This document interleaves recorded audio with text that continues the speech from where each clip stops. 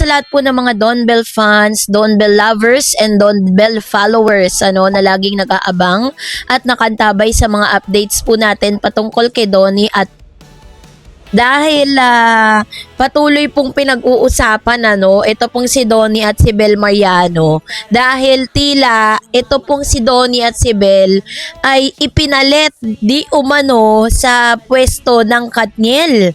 Kasi alam natin na matagal na po talaga na wala na pong proyekto at hindi na po talaga parang wala nang kapag-asa na magkaroon ng comeback movie si Catherine at saka si Mr. Daniel Padilla.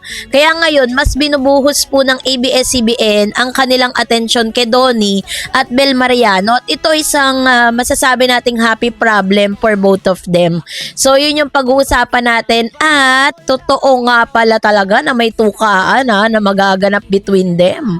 So yun ang aabangan natin at atin pong ihahatid sa inyo maya-maya lang. But before that, if you haven't subscribed yet to my YouTube channel, please don't forget to like, share, and subscribe at hit mo na rin ang notification bell for more showbiz updates.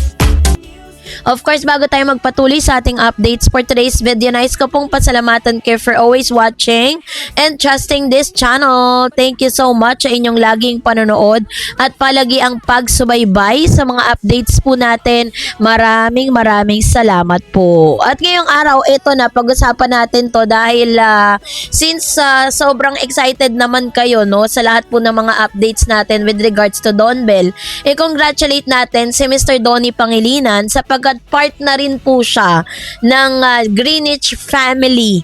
Isa na rin po siya sa mga ambassador, endorser ng nasabing food chain, At masasabi natin na sunod-sunod ang blessing ni Mr. Donnie Pangilinan dahil sunod-sunod din yung kanyang mga endorsement. Tapos ito naman si Bel, dahil sa dami ng mga supporters ni Bel, yung kanya pong makeup brand ay talagang nakikilala na unti-unti sa merkado. Dahil yan po ay kalat na rin sa lahat ng mga SM stores, sa mga online na stores, makikita nyo na rin yan. At talagang papunta na si Bel sa pagiging makeup, yung mga makeup brand niya. And I hope na isa rin sa mga prayer ni Miss Bel na mas madagdagan pa yung mga product na kanya pong binibenta ng kanyang kapatid sa merkado ngayon. Dahil yun po ay talagang in collaboration ng kanyang sister at saka siya. At yan po at talagang pinag-pray nila at pinag-isipan nila ng mabuti bago nila ilabas. And ganoon din si Miss Bel Mariano, sobrang dami pa rin mga brands ang nagtitiwala sa kanya. At hanggang ngayon, siya po ay part pa rin ng family ng Shein. If you remember the clothing brand, siya pa rin po ay isa sa mga ambassador and endorser ng nasabing brand. Kaya naman congratulations kay Donnie at Bel dahil nasa circulation pa rin talaga silang dalawa. And they're really blessed na lalo na't pag magkasama sila sa mga projects. So eto na, pag-usapan natin, laman po kasi ng balita si Donnie at si Bel Mariano, in line na din kasi po yan sa kanilang paparating na project. Kasi alam natin na meron silang movie na papalabas this year or next year, parang gagawin nila yan ngayon. And then, ngayon pa lang talagang mas pinag-iigting, mas pinapalaganap, at mas talagang ang daming exposure ni Donnie at ni Bel Mariano ngayon. Kasi, ang sabi po, ayun po sa source, base po sa mga balita, si Donnie at si Bel Mariano daw di umano ang pamalit sa Katniel. If you remember, Katniel is very, sikat. At talagang, talagang biling-bili ng mga direktor, mga actors, at ilang sa mga, yung milyon-milyong mga supporters ng Katniel, na kapag sila ay naglabas ng movie, talagang kikita talaga, 'di ba? So dahil po dito, sinasabing ang Don Bell or pamalit sa Katniel, Don Bell inaabangan. Hindi lang po yung kanilang movie, kundi pati na rin ang kanilang tukaan. Yan po ang sinasabi ng ilang mga news. Inanunsya na may gagawing reunion movie ang tambalang Don Bell ni na Donnie Pangilinan at Bel Mariano sa Star Cinema ngayong 2026. Ito ay pagkatapos na magkahiwalay at mag-focus sila on their individual projects. Si Bel ay nagbida sa family drama na Meet, Greet and Buy last year, samantalang si Donnie ay natupad ang pagiging action star sa serye seryeng Roja na palabas pa sa isang online streaming platform. Ayon sa Pralala, ano ba yung Pralala? The two will tackle mature roles, yun.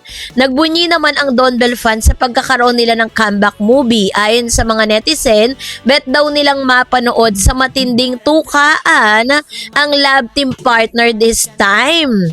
Kasi 'di ba parang nung mga dati, yung mga ano nila, yung mga ginagampanan nila, hindi naman ganoon katindi yung kissing scene nilang dalawa eh. Pero this time, sabi dun mature role eh. Ibig sabihin, graduate na sila sa mga parang pa-cute na mga character. Siguro mas magmamature yung kanilang character, mas magiging deep yung kanilang mga gaganapan, no? Kaya talagang sinasabing magkakaroon ng mature roles at magle-level up yung kanilang gagampan ng character.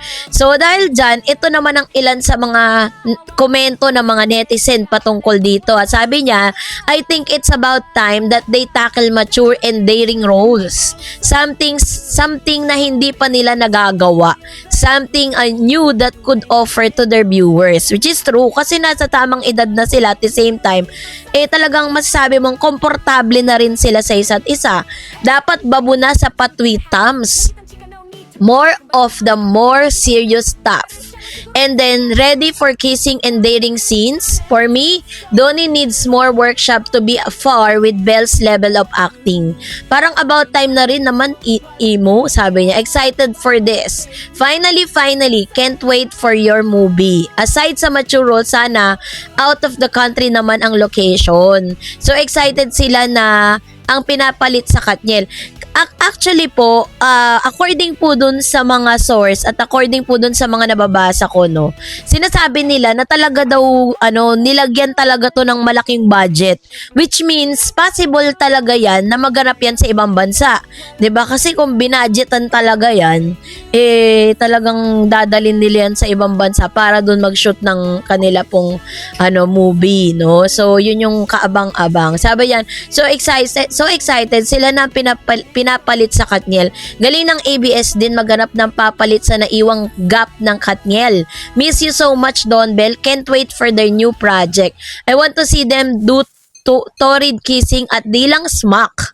Ha. Si Donnie at Belle ay huling napanood sa pelikulang An Inconvenient Love. Ayan. So far, sa lahat ng mga balita patungkol kay Donnie and Belle, wala naman pong mga bashers. Sa lahat naman po sila payag at sobrang excited na doon sa paparating na movie. At the same time, ang pinaka-positive pa dito is hindi lang dito matatapos yung kanilang proyekto kasi susunod-sunurin na sila ng ABS dahil nga sila na yung papalit dun po sa pwesto ng Katniel. Although, hindi nila pa mapapantayan, no, yung kinita ng Katniel. Pero kung alam natin na lahat ng mga Don Bell talagang susuporta, manonood, talagang gagastos para sa Katniel, posible po na na mas mataasan pa yung kinita nila. Kapag nangyari kasi yun, nagkaroon ng magandang epekto, magkaroon ng magandang resulta yung movie nila.